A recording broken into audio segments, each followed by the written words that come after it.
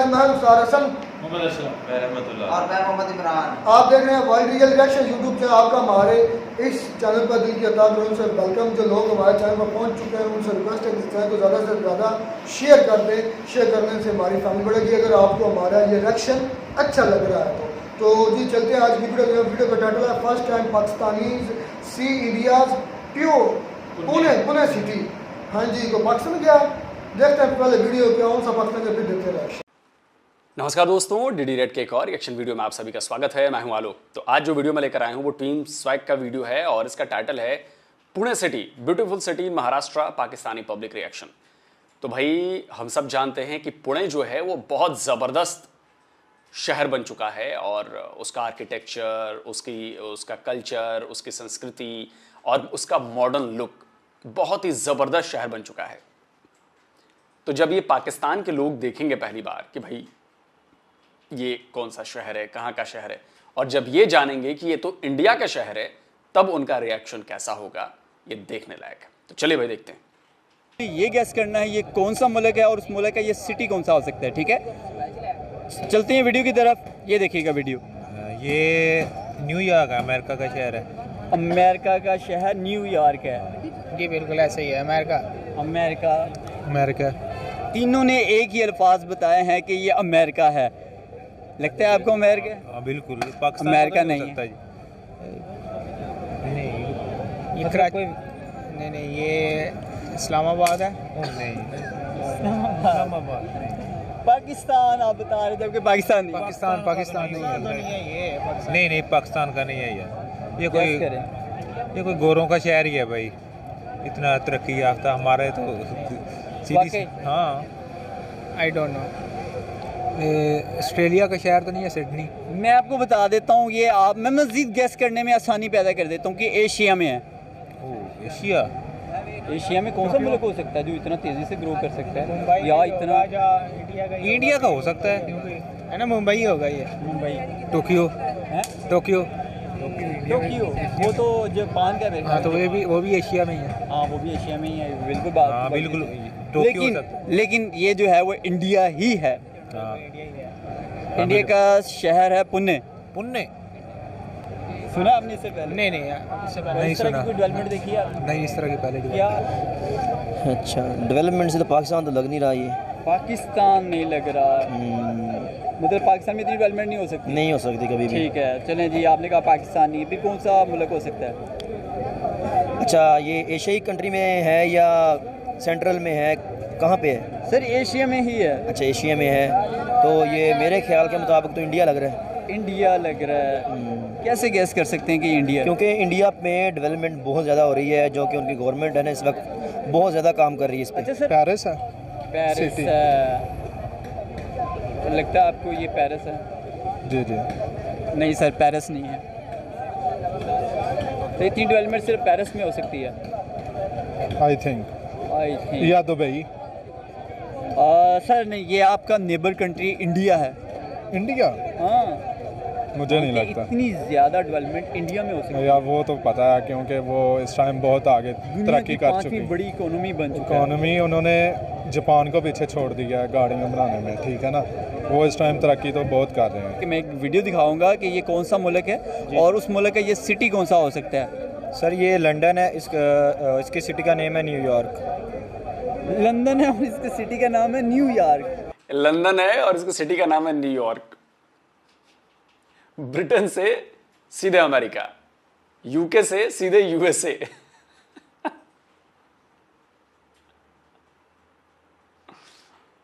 City का नाम है न्यूयॉर्क। मेरी नॉलेज के मुताबिक। मैं सर आपको बता देता हूँ कि ये ना ही लंदन है और ना ही ये न्यूयॉर्क है। तो फिर ये रशिया का आई थिंक है कोई। मैं आपको इजी कर देता हूँ, ये आपके आसपास यानी कि एशिया में आता है। चाइना? चाइना? लेकिन सर ये आपका नेबर कंट्री इंडिया है। ये इंडिया है? हाँ, कौन सी सिटी है ये? ये पुणे। क्या बात इनका है। न्यू सिटी है और देखे इनकी इतनी कमाल की डेवलपमेंट है। बात सर पाकिस्तान की सिटी की स्पेशली बात कर जाए, कराची को कहा जाता था रोशनियों का शहर, ठीक है। अब वहाँ पे आप देख लें दिन दिहाड़े कत्ल हो रहे होते हैं, हमारा पिटा जा रहा होता है। और सेकेंडली हमारी जो इकोनॉमी है वो स्टेबल नहीं हो सकती जब तक हमारा कोई हुक्मरान चज का नहीं आएगा। जब तक कोई हुक्मरान नहीं आता तो पाकिस्तान का नामो निशान ही नहीं होगा। ऐसे ही है। अगर हम अपने नेबर कंट्री इंडिया की बात करें, वो 2 से 3 साल बाद दुनिया की तीसरी बड़ी इकोनॉमी बनने जा रहा है। सर उनका हुक्मरान उनके साथ लॉयल है ना। नरेंद्र मोदी 2 टर्न्योर अपने पूरे कर चुके हैं, तीसरा टर्न्योर भी उनका ही है। वो अपनी आवाम के साथ लॉयल है, चाहे वो करप्शन कर रहे हैं चाहे वो कुछ कर रहे हैं, लेकिन अपनी आवाम के साथ तो लॉयल है ना। अगर हम उसकी बात नहीं करते, हम 1971 की बात करते हैं बांग्लादेश की, तो वो भी हमसे बेहतर पोजीशन में है। सर हमारी गफलत की वजह से बांग्लादेश हमसे दूर हुआ, ठीक है। वो तो बेहतर है, बांग्लादेश हमसे दूर हो गया, दूर होकर उन्होंने अपना कोई नामो निशान बना लिया। पाकिस्तान में रहकर तो ऐसा वो कुछ भी नहीं कर सकते थे। ठीक है, लास्ट पर कोई मैसेज देना चाहें? मैं यही मैसेज देना चाहूँगी कि पाकिस्तान के जो हुक्मरान हैं वो सीट छोड़ें, लेग पुलिंग छोड़ें, पाकिस्तान की आवाम के बारे में सोचें। यहाँ पे आवाम भूखी मर रही है, आटे की लाइनों में लग लग के मर रही है, अपना नहीं तो आवाम का सोचें। ओके, कहेंगे जिस तरह से इंडिया जो कि इस टाइम दुनिया की 5वीं बड़ी इकोनॉमी बन चुका है। हाँ बिल्कुल, वो आईटी में हमसे बहुत आगे हैं। पहली बात तो ये है, क्योंकि आजकल दौर है आईटी का, तो हम बहुत पीछे हैं। सर किसी एक सेक्टर में बताएं जिसमें हम उनसे आगे हैं। हम नहीं, कोई नहीं है अभी तो फिलहाल कोई नज़र नहीं आ रहा कि किस में आ गए हैं। नहीं, अभी वाकई नहीं नज़र आ रहा। बाकी नहीं नजर आ रहा है। क्या रीज़न है इंडिया जो है वो जिस तरह से तेज़ी से ग्रो कर रहा है, हम लोग क्यों इतना लैग कर रहे हैं? यार एक तो हमारी जो है ना, मतलब पॉलिटिक्स वो इनस्टेबल नजर आती है। स्टेबल है। जैसे इंडिया है, उनका मोदी है, तकरीबन पिछले 12-13 साल से वो एक ही है। ठीक है, क्योंकि यानी आपने ये पॉइंट उठाया है कि इंडिया का जो मोदी है उसने 2 टेन्योर कंप्लीट किए हैं और तीसरा टेन्योर जो है वो कंप्लीट करने जा रहा है। हाँ बिल्कुल, तो हमारा तो 5 साल में 2-3 दफ़ा एक असम्बली टूट गई, फिर दूसरे, यही सीन चलता रहता है। ठीक है। देखिए, एक चीज़ समझनी बहुत ज़रूरी है कि मोदी जी इतने लंबे टाइम तक रह गए इसलिए इंडिया डेवलप कर गया, ये बात नहीं है। मोदी जी ने डेवलपमेंट के काम किए इसलिए इंडिया डेवलप कर रहा है, और इसलिए मोदी जी अभी हैं। तीसरे टर्म में आएंगे कि नहीं आएंगे ये जनता का फैसला है। ये हमारे आपकी तरह सेना और एजेंसीज तय नहीं करती है कि किसे बिठाया जाए और किसे खींच कर उतार दिया जाए। यहां पर इंडिया में जनता तय करती है कि उसे किसे बिठाना है और किसे उतारना है। उसका अधिकार हमारे यहाँ के वोटर्स को है, वो वोट करेंगे, जिसको मन करेगा उसको बिठाएंगे। वो चाहे पीएम मोदी बैठे, चाहे राहुल गांधी बैठे, चाहे केजरीवाल बैठे, चाहे नीतीश जी बैठे, चाहे ममता जी बैठे, XYZ कोई भी हो, उसका फैसला यहाँ की जनता करेगी, न कि आपके यहाँ की तरह एजेंसीज करेंगी। तो सबसे बड़ा फर्क ये है, क्योंकि हमारे लिए देश सर्वोपरि है, उसके बाद बाकी चीजें आती हैं। वो चाहे रिलीजन हो, धर्म हो, बाकी चीजें हो, वो सब हमारे लिए उसके बाद है। देश सर्वोपरि, तो इसलिए हम देश के लिए काम करते हैं। सही, हमारी पॉलिटिशियन टिकेगी कहीं पे तो मुल्क का होगा ना हालात। जब वो 1971 में हमसे अलहदा हुआ तो हमने उसको ये कहकर अलहदा किया था कि ये अपने पैरों पे नहीं खड़े हो सकते, या ये लोगों का जो टका है ये किसी टके के नहीं है, कहा था। आज भी हम लोग किसी को पंजाबी में कहते हैं यार तू किसे टकेदा नहीं है, आज उनका टका जो है वैल्यू रखता है। सही बात है भाई, उनकी करेंसी भी हमसे ज़्यादा है। बांग्लादेश के हमारा 1, उनके 3 है। बिल्कुल ऐसी बात है जैसे आपने कहा भाईजान, बात किसी भी मुल्क की तरक्की के लिए ना कोऑपरेटिव होना पड़ता है। हाँ। ठीक है, उनके जो कंट्री के जितने भी लोग हैं ना कोऑपरेटिव हैं, वो मिल के काम करते हैं। पॉलिसीज हैं, सब कुछ है। बिल्कुल ऐसे ही है, ऐसे ही है। ये ऐसे ही और है। हमारे कंट्री में जैसे तक आप देख लो, सिंधी, पंजाबी, बलोची, जितने भी हमारे सूबे हैं सारे एक नहीं है, एक नहीं है, डिवाइड कर दिया गया, सारे एक नहीं है। और अगर ये जब एक कौम है, जब पाकिस्तानी है, तो सिर्फ पाकिस्तान की पहचान होनी चाहिए, ना कि सिंधी पंजाबी। बिल्कुल ऐसे ही। अभी रिसेंटली इधर कायदे आज़म यूनिवर्सिटी में वहाँ इतनी लड़ाई हुई है, सिर्फ बलोची और पठानों की, उनके आपस में इतने वो हॉस्टल खाली थे लड़कियों। देखिए, ये एजुकेशन सेक्टर में ये चीज़ें होंगी तो क्या आवाम को एजुकेट किया जा रहा है? स्टूडेंट में तो आप एक अच्छा तासुर फैलाना चाहिए कि आप लोग एक अच्छी गैदरिंग के साथ आप पाकिस्तानी हैं। सबसे पहले होना ही चाहिए पाकिस्तानी, सिर्फ पाकिस्तान के अलावा आपके जहन में कोई नज़रिया आना ही नहीं चाहिए। बिल्कुल भाई ऐसा ही है। हमारी यूनिवर्सिटी में ये सीन अब बन चुका है। बलोचियों की अलहदा जमात है, उसके बाद सराइकी, मतलब कोई नहीं, सब अलहदा है। इंडिया जो है वो सालाना 1 ट्रिलियन तक की एक्सपोर्ट करने जा रहा है। बात करते हैं पाकिस्तान की, तो हमारी तो एक्सपोर्ट 1 बिलियन के लिए हम रो रहे हैं, वो जो कि IMF के साथ तरले कर रहे हैं कि जी हमें कर्जा दे दें। क्या कहेंगे इस पर? यार हम क्या एक्सपोर्ट करेंगे? हमारी तो इंडस्ट्री बंद होती जा रही है, वो तो उनकी तो एक्सपोर्ट क्या करेंगे? हम तो उधर से मंगवा रहे हैं ना, तो हम इंपोर्ट करते हैं ना, इसी हाँ, वजह से बिल्कुल। हमारा पैसा तो बाहर जा रहा है। बिल्कुल ऐसा ही है, हम तो कुछ भी नहीं कर रहे। आप कुछ कहना चाहेंगे? सर ऐसे ही है, आप जैसे बात कर रहे हैं कि मुल्क के हालात के बारे में, तरक्की क्यों नहीं कर रहा है सर? तरक्की मैंने आपको वैसे पहले भी बताया कि मिल के काम होता है। जब तक हम एक कौम नहीं ना बनेंगे तब तक नहीं है। हम लोग सोचते हैं कि हम हैं, बस हम हैं, मैं हूँ। जब तक हम वी आर पाकिस्तानी हैं, ठीक है ना, एक पाकिस्तान वाली सोच रखेंगे देना कोई ना कोई काम होगा। दूसरी बात, आप इंडिया में इस तरह की सोच पाई जाती सर है, इंडिया में बहुत सारे लोग हैं, जैसे आप जो भाई ने अभी बात की है कि मोदी साहब, मोदी को भी अभी देर हो गई है काफ़ी कि एक ही जगह पे वो स्टेबल है, उनकी हुकूमत है। बिल्कुल, आप तीसरी की तरफ सर ऐसे ही है, बिल्कुल ऐसे ही है।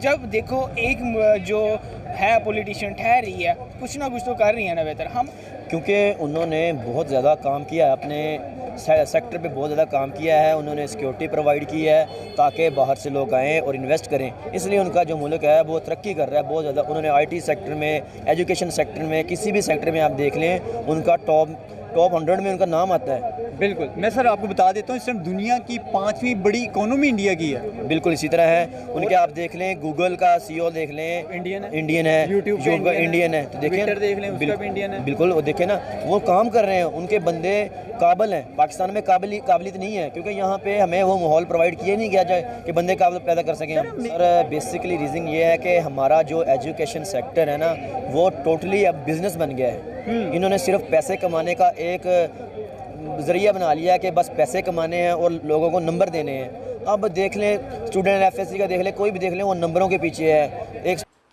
सर बिजनेस नहीं बनाया है, उससे भी बड़ी चीज़ बनाई है। आपके एजुकेशनल इंस्टीट्यूट जो है ना, वो मदरसों से कम नहीं है, और जहां पर मतलब मजहब भर दी जा रही है, नफरत भर दी जा रही है। और ये मैं नहीं कहता, अभी सबसे ताज़ा रिपोर्ट आई है आपके पाकिस्तानी उसकी एक संस्था है उसकी, और उसने अपने रिपोर्ट में कहा है कि पिछले 1 साल में आपके टेक्स्ट बुक्स में नफरतों को और ज़्यादा बढ़ाया गया है, और ज़्यादा बातें जो हैं वो उसमें डाली गई हैं जो नॉन मुस्लिम्स हैं उनके खिलाफ। ये मैं नहीं कह रहा, ये आपके देश पाकिस्तान की एक रिपोर्ट कह रही है, और वो पिछले 1 साल में बढ़ा है। तो ये नफरत आपको बर्बाद कर रही है, ये नफरत आपको तबाह कर रही है, ये नफरत आपको मार रही है। लेकिन आप नहीं समझ रहे हैं कि इस नफरत पर आपके सियासतदान जिंदा हैं, लेकिन आपको और आपके देश को वो मार रहे हैं, मुर्दा बना रहे हैं। अब पता नहीं पाकिस्तान की जनता कब समझेगी ये बात, और कब वो सड़कों पर बाहर निकलेगी और कहेगी कि ऐसे हुक्मरान नहीं चाहिए, ऐसी फौज नहीं चाहिए। फौज का काम है सिर्फ जाकर बॉर्डर की रक्षा करो। इंटरनल अफेयर्स में आपको क्या कहते हैं वो दखल देने की जरूरत नहीं है। लेकिन पाकिस्तान की आवाम तो पता ही है, उसको सब घर में बैठे बिठाए चाहिए। तो लो झेलो फिर। स्टूडेंट देख ले जो यूनिवर्सिटी में पढ़ रहा है, वो CGPA के पीछे है कि बस नंबर लेने हैं, और अपने आप को उन्होंने ग्रो नहीं किया। ना हमारे पास लैब्स हैं, ना हमारे पास रिसर्च सेंटर हैं कि हम उनके लेवल के मुताबिक पढ़ सकें। अच्छा सर, आपको लगता है कि हमारी जो एजुकेशन वो अप टू डेट है या नहीं है? नहीं, हमारे एजुकेशन बहुत ही लो लेवल की एजुकेशन है। कहाँ पे हमारा जो सिलेबस है, हमारा सिलेबस एक नहीं है। सबसे पहले तो सिलेबस एक होना चाहिए, ताकि जो गवर्नमेंट का बच्चा पढ़ रहा है वो जो प्राइवेट में पढ़ रहा है उन दोनों में डिफरेंट होता है। अब जो O लेवल और मैट्रिक हमारा लेवल नहीं बनता। ठीक है। अच्छा सर, जो हमारा नेबर कंट्री इंडिया, अभी उनके मिनिस्टर ने कहा कि अगले 3 से 4 साल बाद हम दुनिया की तीसरी बड़ी इकोनॉमी बन जाएंगे, क्या इसमें कुछ सदाकत नज़र आती है? जी बिल्कुल आती है। उन्होंने काम किया भाई, उनके जो बंदे आ रहे हैं वो मेरिट पे आ रहे हैं। यहाँ पे कौन सा मेरिट है? यहाँ पे जिसका कोई सिफारिश है वो वहाँ लग जाता है, इसके अलावा कोई हल नहीं है। 1971 में एक मुल्क हमारा अपना ही हिस्सा था, अलहदा हुआ था, जिसका नाम बांग्लादेश है, आज वो हमसे ग्रो कर गया। बस वो मैं कहता हूँ उन्होंने बड़ा अच्छा काम किया है, वो चले गए हैं, वरना उन्होंने भी 10-10 किलो आटे वाले यहाँ से वो ज़कात के जो मिल रहे हैं वही लेने थे हमारी तरह। वो अब देख लें, उनका पैसा जो कहते थे टके के बराबर नहीं है, बंदा पूछे तो टके के बराबर नहीं है, अब वही टका 3 रुपये कुछ पैसे हुआ है। तो उनकी इकॉनमी देख लो और हमारी इकॉनमी देख लो, इधर तो बस वो नहल इकट्ठे हो गए हैं। बस अपने करप्शन के जो केसेस हैं उनको छुपाने के लिए इन्होंने अपना एक आइन बना लेते हैं। अपनी हुकूमत है, जो दिल चाहे वो कर सकते हैं, कोई यहाँ पे जमहूरी निज़ाम नहीं है। जो अपना फ़ायदा है बस वही करना है। बस इस मुल्क में कहाँ पे फिर स्टेबिलिटी आएगी, कहाँ पे एजुकेशन सेक्टर जाएगा?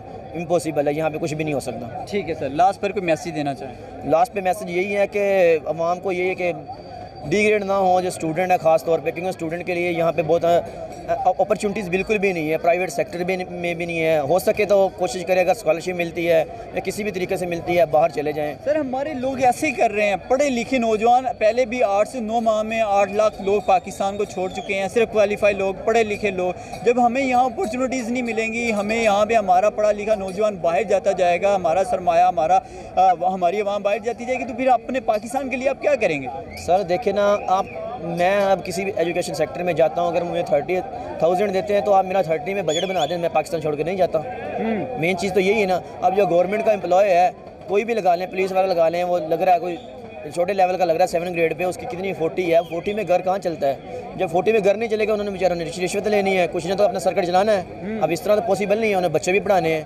तो बस मामला सबसे बड़ा तो यही है ना। इसीलिए लोग कहते हैं कि यार हम बाहर चले जाएं, थोड़ी सी बर्दाश्त कर लेंगे, तकलीफ़ें बर्दाश्त कर लेंगे, इसलिए हमारा इनकम अच्छी कमा लेंगे। बिल्कुल इनकम अच्छी कमा लेंगे, हमारे बच्चे पढ़ लेंगे, हमारे घर वाले सेटल। अब तो आप खुद देख लें कि यहाँ पे 17 ग्रेड का ऑफिसर उसके 53,000 से इनकम स्टार्ट हो रही है, और वहाँ पे अगर सऊदी अरब में कोई एक बंदा दिहाड़ी कर रहा है उसकी 2.5 लाख रुपए है। अब वो कहेगा यार मैं बेवकूफ़ हूँ, मैं इतना पढ़ रहा हूँ।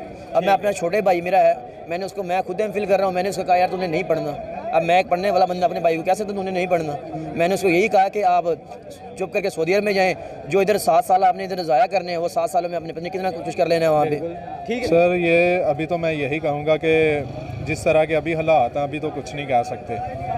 बेहतरी की एक उम्मीद है, देख रहे हैं उसकी तरफ, शायद वो आए तो कुछ बेहतर हो। सर हमारे बाद 1971 की बात करता हूँ, जो कि बांग्लादेश हमसे आज़ाद हुआ था, वो हमसे आगे निकल गए। मैं तो कहता हूँ उन्होंने बहुत अच्छा किया, आज़ाद हो गए। बिल्कुल। और हमारा नेबर कंट्री इंडिया तो दुनिया की इस टाइम 5वीं बड़ी इकोनॉमी है। मैं खुद इंपोर्ट एक्सपोर्ट की कंपनी में काम कर रहा हूँ, तो वहाँ पे मैं देख रहा हूँ कि उनका ना बांग्लादेश में भी बिज़नेस है, पाकिस्तान में भी है, अभी वो UAE और US में भी स्टार्ट कर रहे हैं। तो मैं देख रहा हूँ कि बांग्लादेश का जो टका, पहले हम बात करते हैं कि तू टके का इंसान नहीं है, उनका वही टका हमारे से काफ़ी आगे निकल चुका है।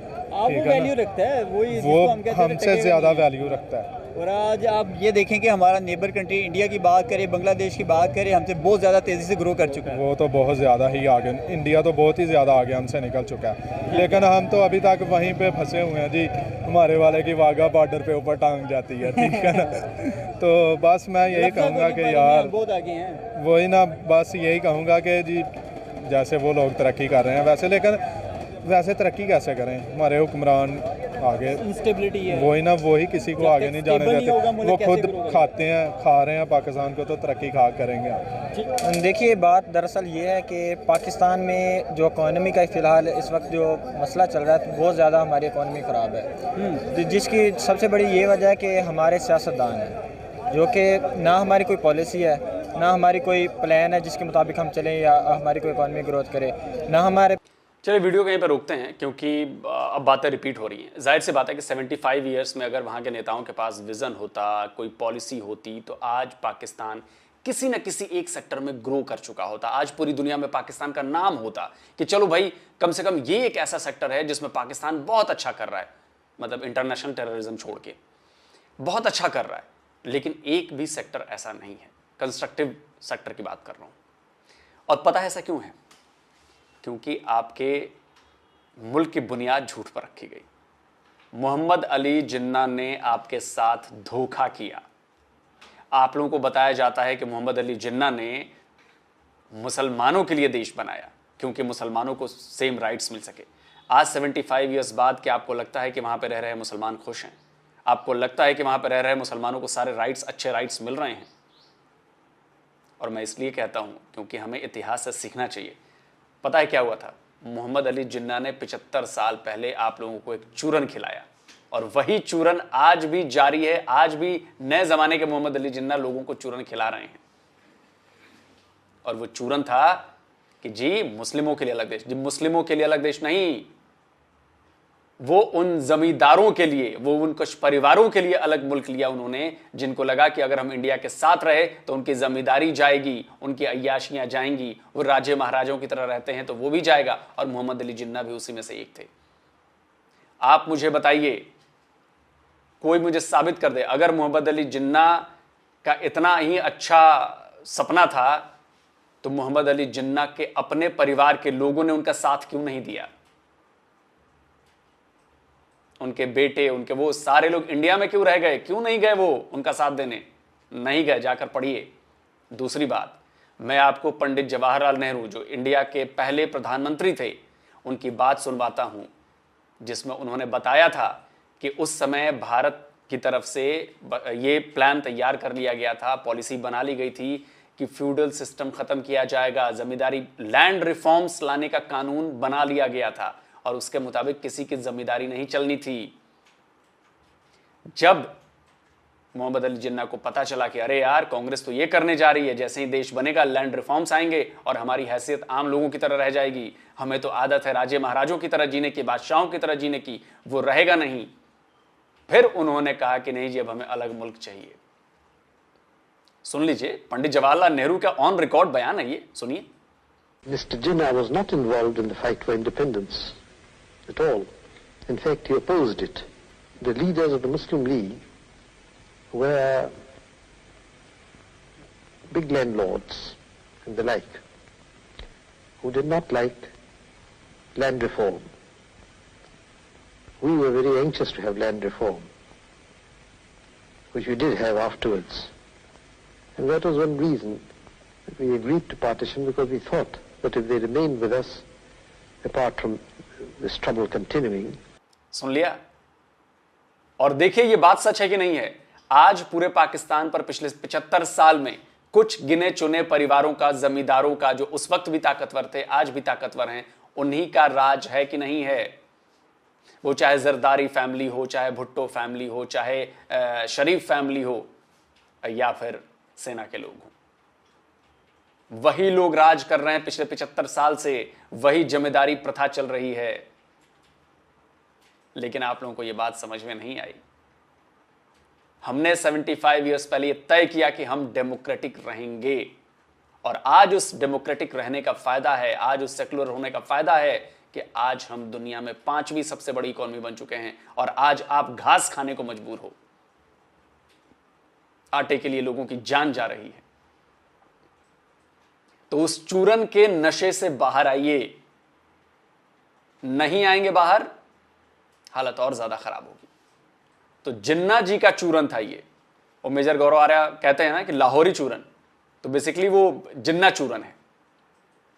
आपके कायदे आजम मोहम्मद अली जिन्ना ने जो चूरन दिया, मेरी बात को गुस्से में मत वो करिए कि क्या बोल रहा है। मैंने जो बात कही है आप उसको समझिए कि क्या आज भी जो पंडित नेहरू ने जो बातें कही, आज भी आपके यहां कुछ चंद परिवारों के हाथों में सत्ता है कि नहीं है? क्या आज आपके यहां वही पुरानी जमींदारी प्रथा है कि नहीं है? परेशान कौन हो रहा है? आपकी रियाया, वहां की रियाया परेशान हो रही है। नेताओं को कोई प्रॉब्लम नहीं है, वो 36 भोग खा रहे हैं, उनके लिए सारी सुख सुविधा है, नौकर चाकर हैं। टैक्स कौन दे रहा है? आप। कमा कौन रहे हो? आप। और आपकी कमाई पर राज कौन कर रहा है? वो। और यही जिन्ना चाहते थे, इसीलिए उन्होंने पाकिस्तान बनाया, और आज वो 75 साल बाद देखिए कायम है। तो जल्द मिलता हूं एक और नए वीडियो के साथ। अच्छा, और पुणे के बारे में तो बातें नहीं हुई यार, बाद में मुद्दा भटक गया।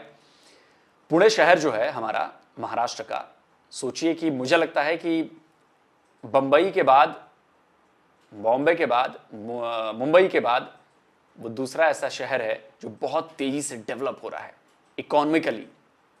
आर्थिक नजरिए से देखें तो बहुत तेजी से, वहां पे कई सारी कंपनीज चली गई हैं, आईटी कंपनीज हैं, बैंकिंग कंपनीज हैं, और भी कई कई नए कंपनीज जा रही हैं, और वो बहुत शानदार तरीके से पुणे डेवलप हो रहा है। पर कैपिटा इनकम वहां पे बढ़ रही है, वहां पे लोगों को रोजगार मिल रहा है, सुविधाएं मिल रही हैं, सारी चीजें मिल रही हैं, वहां के लोग खुश हैं। और पुणे शहर में मैं कई दोस्तों को जानता हूं जो पुणे रहते हैं या रहकर आए हैं, उनका ट्रांसफर हो गया, और वो अभी भी कहते हैं कि यार पुणे क्या शहर है यार, वहां के लोग क्या जबरदस्त लोग हैं यार पुणे के।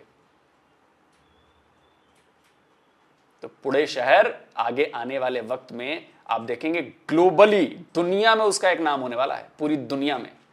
और ऐसे सैकड़ों शहरें हैं जो इंडिया में डेवलप हो रहे हैं, और आने वाले वक्त में आप उन सब का नाम सुनेंगे, जानेंगे, और ढूंढेंगे कि अरे यार यहां पर इसने क्या कर दिया, नोएडा ने क्या कर दिया, गुड़गांव ने क्या कर दिया, सिकंदराबाद ने क्या कर दिया, हैदराबाद ने क्या किया।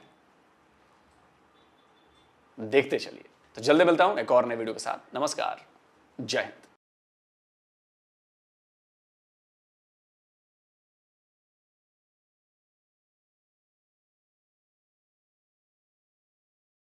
तो जी वीडियो ही ख़त्म। फर्स्ट टाइम पाकिस्तानी सी इंडिया पुणे सिटी। असल में ये था इंडिया का एक डेवलप सिटी, जो कि एक भाई पाकिस्तानी ब्लॉगर था जो कि पाकिस्तानी अवाम को इंडिया की डेवलपमेंट का कारनामे दिखा रहा था, जिस पर वो शॉक्ड थे। कोई कह रहा था कि ये यूएस से है, कोई कह रहा न्यूयॉर्क है, कोई कह रहा बर्मिंघम है, कोई कुछ बोल रहा था, कोई कुछ बोल रहा था। एक आदमी ने बोला कि हो सकता है कि ये, जब वो कहता था कि ये हमारा हमसाया मुल्क है, तो यूएसए के बाद फिर ध्यान जाता था चाइना की तरफ। जरा बाद में चाइना भी डेवलप कंट्रियों में शामिल है, तो उनको ये नहीं पता कि हमारा हमसाया हमारे साथ, जिससे हम 1947 में हमने दोनों इकट्ठी दौड़ शुरू की थी, आज वो हमारे हमसे इतना आगे चला गया कि वो हमें नज़र नहीं आ रहा और हमने वापस बस गेर लगा लिया। ये उनकी डेवलपमेंट का भी राज है। उनकी जो स्काई स्क्रैपर्स हैं, उनके बाद उनके रोड्स हैं, जो नितिन गडकरी साहब ने ये काम किया था कि मैं रोड्स को यूएसए के रोड से, यूरोप के रोड से बेहतर बनाऊंगा, वो इसमें सफल है, कामयाब हुए हैं। और मैंने एक कोटेशन सुनी है, बहुत ज़्यादा मशहूर मकूला सुना, मुझे वो बहुत पसंद आया कि यूएसए इसलिए अमीर नहीं है कि उसके रोड अच्छे हैं। यूएसए अमीर है इसलिए क्योंकि उसके रोड अच्छे हैं, बल्कि इसलिए वो अमीर है कि उसके रोड अच्छे हैं तब वो अमीर हुआ है।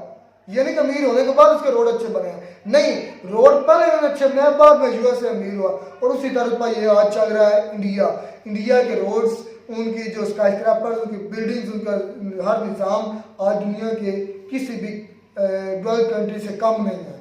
तो उसके बाद बात आती है 90 वाला, जो आलोक साहब ने एंड पर बातें की कि जिन्ना साहब ने, उनको पता हो गया था क्योंकि ये एक क्रैकडाउन शुरू होने वाला था जो लैंड लॉर्ड थे उनके खिलाफ। मैं बताता हूँ इसके मुताबिक।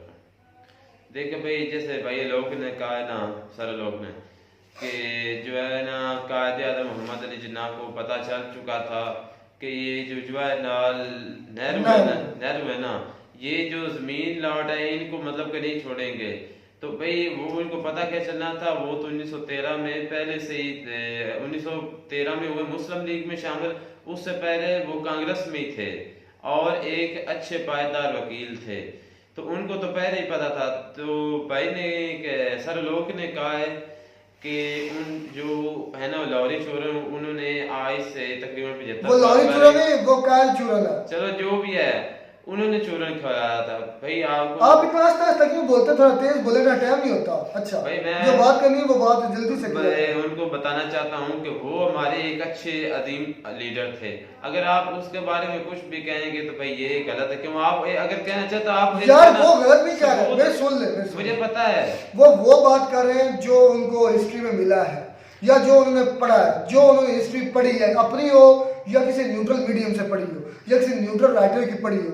पर हमने सिर्फ वो बुक्स पढ़ी है जो हमारे पाकिस्तान में अवेलेबल है या पाकिस्तान के राइटर्स ने लिखी हैं। पिछले एक वीडियो में भी हमने कहा था कायदे आज़म के बारे में, आई थिंक आलोक साहब ने बात की थी, तो उस वक्त भी आप सबको गुस्सा लगा था कि आपने खान साहब की वीडियो थी, तो उनके बारे में वो उन्होंने कहा था, तो हमने उसका हमें बहुत बुरा लगा था, हमने कहा नहीं ये ऐसा नहीं हो सकता। यहाँ पे आलोक साहब ने ये बात की है कि कहते हैं मोहम्मद अली जिन्ना ने चूरन बेचा है कि यहाँ पे इंडिया में लैंड लॉर्ड पे जो भी इंक्वायरी वगैरह होगी, जो भी उनकी लैंड वगैरह जब्त की जाएगी, उससे बचने के लिए उन्होंने ये कोशिश की है कि वो अपना एक अलहदा मुल्क बनाए। ये एक सूरत हाल है। और दूसरी ये भी हो सकता है कि क्योंकि वहाँ पे मुसलमानों को उस वक्त अपने जो बुनियादी हकूक हैं वो पूरे ना दिए जा रहे हों, हो सकता है इस वजह से कायदे आज़म ने अलहदा मुल्क बनाने की डिमांड की हो। ये तो ये कह रहे हैं ना कि भाई असलम जो हमारी मुतालिया है, जो मैंने अपनी मुतालिया से पढ़ा, जो पाकिस्तान की हिस्ट्री की बुक है, उसमें मैंने ये पढ़ा था कांग्रेसी वजारतें जो कि 1937 में कायम हुई थी, या 35 में थी या 1937 में थी आई थिंक। भाई उस कांग्रेसी वजारतों में 35 है या 7 है, उन कांग्रेसी वजारतों में, क्योंकि कांग्रेस थी ना ये जमात, मतलब जो हिंदुओं की थी, मतलब पहली जमात जो बरसगी की पहली जमात थी ना अपनी, जो वो कांग्रेस थी 1885 में आई थिंक जो बनी थी।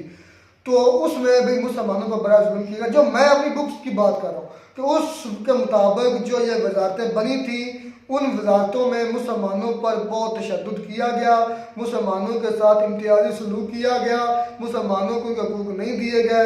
इस वजह से फिर ये जो पाकिस्तान बनाने की कोशिश तेज कर दी गई। लेकिन इस हो सकता है इसके बाद इस बात से हिसाब लगा लें कि जो बांग्लादेश पाकिस्तान से क्यों अलहदा हुआ, उनका हकूक नहीं मिलते, हकूक नहीं मिले, इसी वजह से उन्होंने डिमांड की तो अलहदा हुए। हो सकता है कायदे आज़म ने भी इसी वजह से अलहदा किया हो पाकिस्तान उनसे। भाई ये तो आलोक सर की बातें है ना, मतलब वो मतलब कहते हैं नहीं, आलोक सर ने तो एक बात की, हम कहते हैं कि हो सकता है उसने किसी और वजह से अलहदा किया। हाँ, ये भी असलम भाई का एक मिनट, असलम भाई का ये पॉइंट बहुत वैलिड है कि देखें कि हमसे बांग्लादेश क्यों जुदा हुआ, वजह क्या थी, क्योंकि उनके हकूक मारे जा रहे थे। हालांकि वो भी मुसलमान थे, हम भी मुसलमान। शेख मुजीबुर रहमान का जो हुकूमत बनती, शेख मुजीबुर रहमान की हुकूमत ही बनती थी ना। हाँ। तो फिर उनकी हुकूमत नहीं बनने दी, करवा ली। हमारी यहाँ पे बात नहीं मानी जाएगी तो हम यहाँ पे क्या करेंगे। वो जब लाहौर आया था ना, तो उसने वो जो उधर के रोड्स थे ना, उधर को सूंघ कर कहा था कि इन रोड से मुझे अपने मुल्क की पटसन की खुशबू आ रही है। मतलब कहने का क्या है, उधर से जो पटसन की बेचते हैं, पाकिस्तान बेचता है, उनका जो पैसा आता है वो अपनी तरफ डेवलपमेंट करवाया जा रहे हैं, और हमारी वाला जो हिस्सा इधर साइड वाला जो मशरकी पंजाब है उसकी तरफ कोई डेवलपमेंट की नहीं करवाई जाए, इसलिए उन्होंने जुदा कर दिया। ये पॉइंट में भाई का वैलिड हो है, भाई ये भी हो सकता है ऐसा। एक बात और यहाँ पे आलोक सर ने एक बात और की है कि हमारे यहाँ जो भी ना हुक्मरान आता है वो हमारी जो है ना अवाम वो मुंतखब करती है, और दूसरी तरफ पाकिस्तान का बिल्कुल इसके उल्ट है। ये बात मानने वाला मैं तो मानता हूँ। एस्टेब्लिशमेंट और जो इदारे हैं ना वो करती हैं कि किसको उतारना है, बूथ करते हैं, बूथ सिलेक्शन करते हैं, किसको बिठाना है, किसको उतारना है, अपनी मर्जी से करते हैं। ये सच है, अब तक ये बात इसकी बिल्कुल 100% करता हूँ आलोक सर की। तो हमेशा हम वोट डालते हैं लेकिन हमें पता नहीं चलता, हम जिसके हक में वोट डालते हैं वो नहीं होता, दूसरा कोई और जीत जाता है। ये 97 से चल रहा है, 1947 से जी।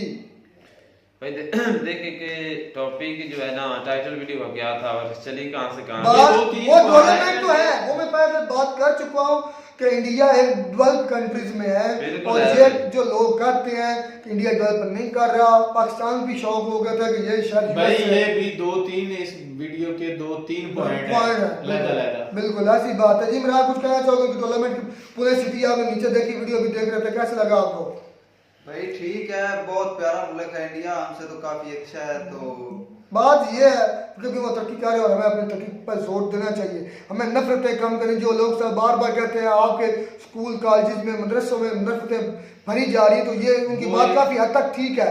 अभी उधर एक भाई ने ना इंटरव्यू में बताया था जो पाकिस्तान के ले रहा था, वो भाई जो बता रहा था कि किस कंट्री आएगी, तो उधर एक बंदे ने बताया था कि कराची में बताया था उसने। हाँ, रोशनियों का शहर था। हाँ नहीं वो बात मैं कह रहा हूँ, उधर एक यूनिवर्सिटी थी तो उधर पठानों की और आपस में लड़ाई हो गई, की लड़ाई। पर यही वजह ना, यही वजह हम पीछे। तो लोग सर ने कहा था कि ये तो स्टूडेंट, इनको ऐसा नहीं करना चाहिए। हाँ, उनको वो ये कर रहे हैं तो बाकी क्या करें। अच्छा कितने सारे उन्होंने कहा था कि ये मुल्क के हैं, लेकिन वो यही फर्क है। हमें नफरतें छोड़नी होगी, हमें मोहब्बतों के साथ आगे बढ़ना होगा। अगर हम वाकई अपने मुल्क के साथ मुखलिस हैं, और बाकी कायदे आज़म का जो मुद्दा उस पर आपको मज़ीद वीडियो मिलने वाली है, तो मैं उम्मीद करता हूँ आपको हमारी वीडियो लगी होगी। वीडियो से तो सब्सक्राइब मिलते हैं नई वीडियो में नया डाल साथ, तब तक दीजिए इजाज़त।